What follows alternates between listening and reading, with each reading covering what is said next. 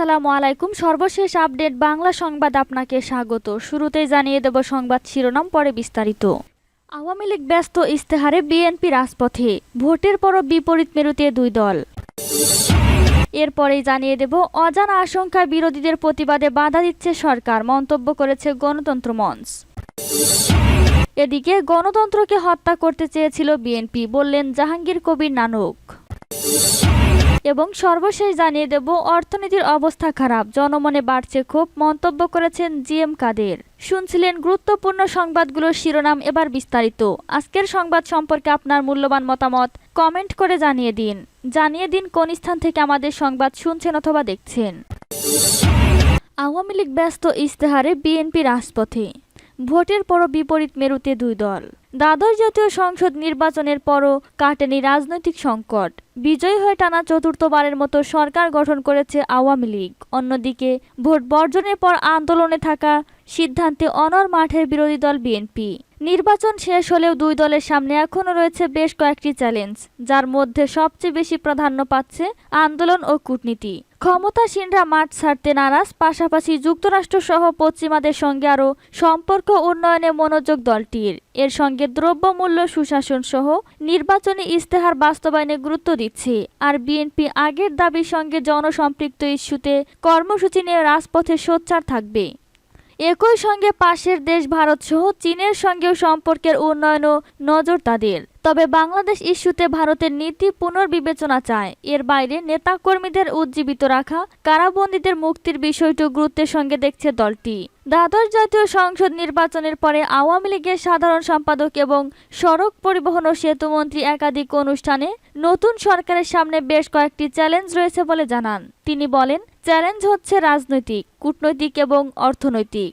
আওয়ামী লীগের সভাপতি মণ্ডলীর সদস্য সাবেক মন্ত্রী অ্যাডভোকেট কামরুল ইসলাম এমপি যুগান্তরকে বলেন, সরকারি দল হিসাবে সামনের দিনে আমরা আমাদের নির্বাচনী ইস্তেহার বাস্তবায়নে সর্বাত্মক সচেষ্ট থাকব। পাশাপাশি আমাদের সাংগঠনিক কার্যক্রমও এগিয়ে নেব। বিএনপির আন্দোলন প্রসঙ্গে তিনি বলেন, বিএনপির কর্মসূচিত জনসম্পৃক্ততা হারিয়েছে। তাদের কর্মীরা হতাশাগ্রস্ত হয়ে পড়েছে। তাদের আন্দোলনও ধীরে ধীরে স্তমিত হয়ে যাবে। বিএনপির স্থায়ী কমিটির সদস্য ডক্টর আব্দুল মঈন খান যুগান্তরকে বলেন, বাংলাদেশের মানুষ না খেতে পেরে হয়তো তা সহ্য করবে, কিন্তু ভোট দেওয়ার অধিকার থেকে ছিন্ন করবে, এটা মেনে নেবে না। ঠিক 7ই জানুয়ারি তাই হয়েছে। দেশের মানুষ উপলব্ধি করেছে নির্বাচন নামক প্রতিষ্ঠানটি সম্পূর্ণ ধ্বংস হয়ে গেছে। সে কারণে আমাদের আবেদনে সাড়া দিয়ে তারা প্রহসনের ভোট বর্জন করেছে। সেখানে আমাদের রাজনীতি সফল। সরকার দাবি মেনে নেয়নি কারণ তারা জনগণের সরকার নয়। আমরা যে দাবি জানিয়েছি তা জনগণের দাবি। জনগণ গণতন্ত্র চায়। সরকার গায়ের জোরে বন্দুক বুলেট দিয়ে মানুষের অধিকার কেড়ে নিয়েছে। মানুষ কিন্তু এটা অতীতেও মেনে নেয়নি, এখনও মেনে নেয়নি। জনগণের দাবি নিয়ে আমরা রাজপথে ছিলাম, আছি এবং থাকব। 1 বছরেরও বেশি সময় ধরে সরকারের পদত্যাগ, নিরপেক্ষ নির্দলীয় সরকারের অধীনে নির্বাচন সহ নানা দাবিতে আন্দোলন করে আসছে বিএনপি সহ মিত্ররা। তাদের কর্মসূচির সঙ্গে মিল রেখে পাল্টা কর্মসূচি দিয়েছে আওয়ামী লীগও। 28 অক্টোবর ঢাকায় বিএনপির মহাসমাবেশ পণ্ড হওয়ার পর থেকে আন্দোলনের গতিপথ পাল্টে যায়। সারা দেশে চলে গ্রেপ্তার অভিযান। বিএনপির মহাসচিব মির্জা ফখরুল ইসলাম আলমগীর, স্থায়ী কমিটির সদস্য মির্জা আব্বাস ও আমির খসরু মাহমুদ চৌধুরী সহ অন্তত 26,000 নেতাকর্মীকে গ্রেপ্তার করা হয়েছে বলে দাবি করেছে দলটি। বিএনপির হরতাল, অবরোধ, অসহযোগ আন্দোলন, গণসংযোগ কর্মসূচি পালন করে এমন পরিস্থিতির মধ্যেই 7ই জানুয়ারি নির্বাচন অনুষ্ঠিত হয়। এ নির্বাচন বর্জন করে বিএনপি সহ নিবন্ধিত আরও বেশ কয়েকটি দল বিপুল সংখ্যাগরিষ্ঠতা পেয়ে আবারও ক্ষমতায় আসে আওয়ামী লীগ। বিএনপি নেতারা জানান, আওয়ামী লীগ নিজেরা ডামি নির্বাচন করেও ভোটে অনিয়ম করেছে। প্রকাশ্যে সিল মারতে দেখা গেছে কেন্দ্রে।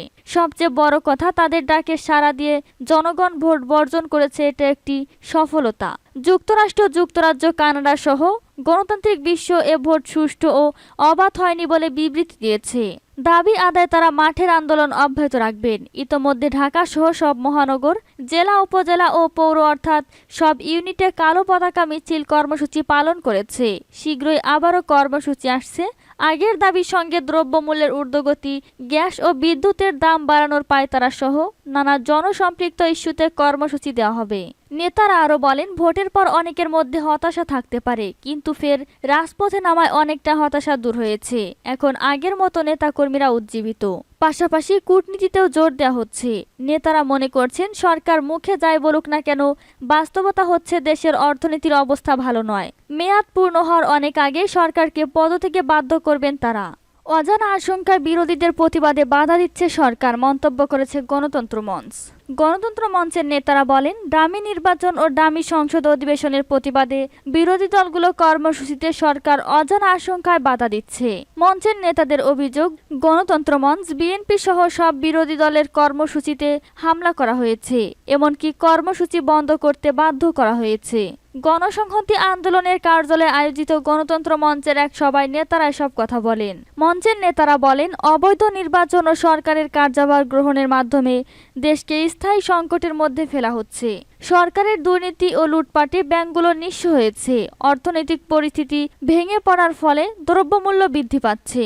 বাংলাদেশ ভারতের সীমান্তে হত্যাকাণ্ড প্রসঙ্গে গণতন্ত্র মঞ্চের নেতারা বলেন, পৃথিবীর অন্যতম প্রাণঘাতী সীমান্ত এটি। অসংখ্য বাংলাদেশিকে হত্যা করা হয়েছে এখানে, এমনকি বিজিবি সদস্যকে হত্যা করে নিয়ে যাওয়া হয়েছিল সীমান্তের ওপারে। এ ঘটনার নিন্দা করতে ও জবাবদিহি চাইতেও ব্যর্থ হয়েছে এই সরকার। সীমান্তে মানুষের নিরাপত্তা ও মর্যাদা রক্ষা করতে ব্যর্থ হয়েছে সরকার। গণতন্ত্রকে হত্যা করতে চেয়েছিল বিএনপি, মন্তব্য করেছেন জাহাঙ্গীর কবির নানক। আওয়ামী লীগের সভাপতি মণ্ডলীর সদস্য এবং বস্ত্র ও পাট মন্ত্রী অ্যাডভোকেট জাহাঙ্গীর কবির নানক বলেছেন, দেশের গণতন্ত্রকে হত্যা করতে চেয়েছিল বিএনপি, এজন্য জনগণ তাদের বর্জন করেছে। তার প্রমাণ দ্বাদশ জাতীয় সংসদ নির্বাচনে বাংলাদেশের জনগণ স্বতঃস্ফূর্তভাবে ভোট দিয়ে বিএনপিকে লাল কার্ড দেখিয়ে দিয়েছে। জাহাঙ্গীর কবির নানক বলেন, আওয়ামী লীগের নেতাকর্মীরা সর্বদা বাংলাদেশের জনগণের পাশে আছে, থাকবে, তেমনি বাংলাদেশের জনগণও আওয়ামী লীগের সঙ্গে রয়েছে। তিনি আরও বলেন, প্রধানমন্ত্রী শেখ হাসিনার নেতৃত্বে রূপকল্প 2041 বাস্তবায়নের মাধ্যমে স্মার্ট বাংলাদেশ গড়তে সর্বাত্মক প্রচেষ্টা অব্যাহত থাকবে। অর্থনীতির অবস্থা খারাপ, জনমনে বাড়ছে ক্ষোভ, মন্তব্য করেছেন জিএম কাদের। জাতীয় পার্টির চেয়ারম্যান গোলাম মোহাম্মদ কাদের বলেছেন, জিনিসপত্রের দাম লাগামহীনভাবে বাড়ছে, এজন্য সরকারের কোনো ব্যবস্থায় কাজ করছে না।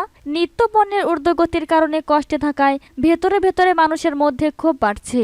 জাপা চেয়ারম্যান বলেন, দেশে রাজনৈতিক অস্থিরতা চোখে না পড়লেও ভেতরে ভেতরে অস্থিরতা রয়েছে, তবে দেশের বর্তমান অর্থনৈতিক পরিস্থিতি অত্যন্ত খারাপ। সাধারণ মানুষের আয় যেভাবে কমছে, সেভাবে জিনিসপত্রের দাম কমছে না। মানুষ কষ্টে আছে, ভেতরে ভেতরে মানুষের মধ্যে ক্ষোভ বাড়ছে। আমরা অনেক দিন থেকেই সেটা বলে আসছি। নিত্য পণ্যের মূল্য সহনীয় করতে না পারলে সামনের দিকে সরকারের দিনগুলো সুখকর হবে না। বিরোধী দল হিসাবে জাতীয় পার্টি মাঠে কোনো কর্মসূচি থাকবে কিনা তা জানতে চাইলে জাতীয় পার্টির চেয়ারম্যান কাদের বলেন, যখন সময় আসবে তখন দেখবেন। তিনি আরো বলেন, প্রথম সংসদ অধিবেশনে আমি অসন্তুষ্টির কিছু বলিনি। সংসদে বিরোধী দল হিসাবে দায়িত্ব পালন করতে গিয়ে স্পিকারের কাছে আমাদের প্রত্যাশার কথা জানিয়েছি। এখন অনেকে বলেছে এটা বলার রেওয়াজ ছিল না। আমি বলি, রেওয়াজ মানুষের তৈরি, নতুন রেওয়াজ তৈরির জন্য মানুষই রেওয়াজ ভাঙে। রেওয়াজ কোনো আইন নয়, আইন হলেও তা পরিবর্তন করা যায়। সংসদে আমি কোনো অসাংবিধানিক বক্তব্য দেইনি। জাতীয় পার্টি অস্তিত্ব সংকটে রয়েছে কিনা এমন প্রশ্নের জবাবে জিএম কাদের বলেন, আমরা প্রায় 34 বছর ধরে ক্ষমতার বাইরে রয়েছি। এর মধ্যে 2001 সালে সর্বশেষ 300 আসনে নির্বাচন করেছি। সেই সময় তত্ত্বাবধায়ক সরকারের আমলে গ্রহণযোগ্য নির্বাচন হওয়ায় 14টি আসন পেয়েছিলাম। 34 বছর ক্ষমতার বাইরে থেকে আমাদের বর্তমান অবস্থা অনুযায়ী দলে বিরাট ধস নেমেছে, তা আমি মনে করছি না। জাতীয় পার্টির মহাসচিব মুজিবুল হক চুন্নু বলেন, বিগত সংসদে বিরোধী দল হিসাবে জাতীয় পার্টিকে নিয়ে নানা কথা হয়েছিল। এবার যেন সে প্রশ্ন না আসে, সেজন্য বিরোধী দল হিসাবে আমাদের যা যা করা দরকার তাই করব।